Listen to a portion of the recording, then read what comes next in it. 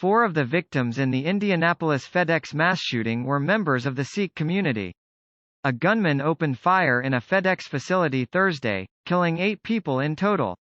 At least 4 victims have been identified as members of the Indianapolis Sikh community. Police have not yet identified a motive for the shooting, and an investigation remains ongoing.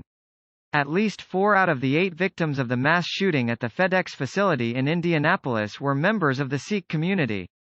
The Sikh coalition said in a statement published to Twitter that the 4 victims, killed Thursday, belong to the Indianapolis Sikh community. The Sikh coalition is deeply saddened to learn that Sikh community members are among those injured and killed by the gunman in Indianapolis. On Thursday, the statement said.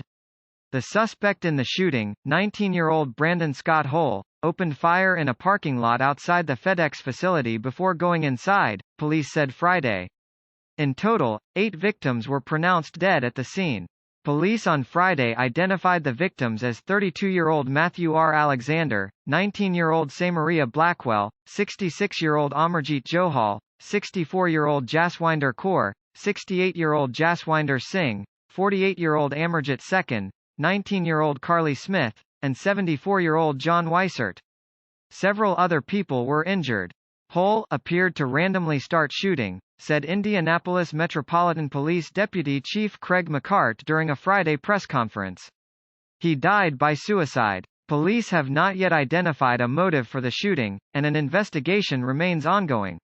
The attack in Indianapolis was just the latest in a series of mass shootings that have rocked the country since the start of 2021. Mass shootings in the U.S. this year have so far increased by about 73%, compared to the same range of time last year, insiders Haven Arekio Igrezits and Hannah Beckler previously reported. Between January 1 and April 16 of this year, there have been 147 mass shootings in the U.S. Last year during the same time period, there were 85.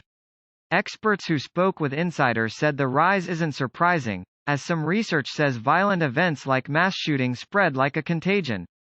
We know historically there is a strong copycat phenomenon with high-profile mass shootings, said Dr. Jonathan M. Metzel, director of the Center for Medicine, Health, and Society at Vanderbilt University, Nashville. And so when there's one in the news it tends to spur a number of copycat events, so people feel a contagion effect. One leads to another, leads to another.